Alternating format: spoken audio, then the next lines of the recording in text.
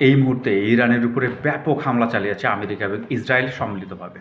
ইরানের সেনাপ্রধান, ইরানের মাসুদ পেজেশকিয়ান অর্থাৎ প্রেসিডেন্ট এবং গোয়েন্দা প্রধান নিহত হওয়ার দাবি করছে ইসরায়েল। তার মানে প্রথম আঘাতেই কিন্তু ইসরায়েল এবং আমেরিকা তাদের লক্ষ্য পৌঁছাতে যাচ্ছে হয়তোবা।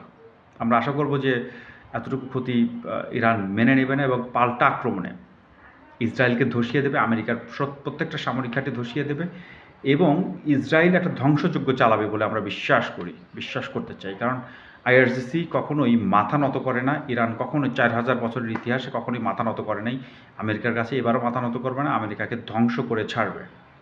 ইরানের ক্ষেপণাস্ত্র অলরেডি কিন্তু ইসরায়েলের দিকে ধেয়ে যাচ্ছে, ইরানের ক্ষেপণাস্ত্র অলরেডি মার্কিন বিভিন্ন সামরিক ঘাঁটির দিকে ধেয়ে যাচ্ছে। আমরা আশা করব এই মিসাইলগুলো আমেরিকা এবং ইসরায়েলকে আমেরিকা এবং ইসরায়েলকে ধ্বংস করে ছাড়বে। ওদের আধিপত্য এই মধ্যপ্রাচ্য থেকে তুলে নিয়ে যাবে এবং আধিপত্য শেষ করে দেবে। শুভকামনা আইআরজিসি, শুভকামনা ইরানের জন্য।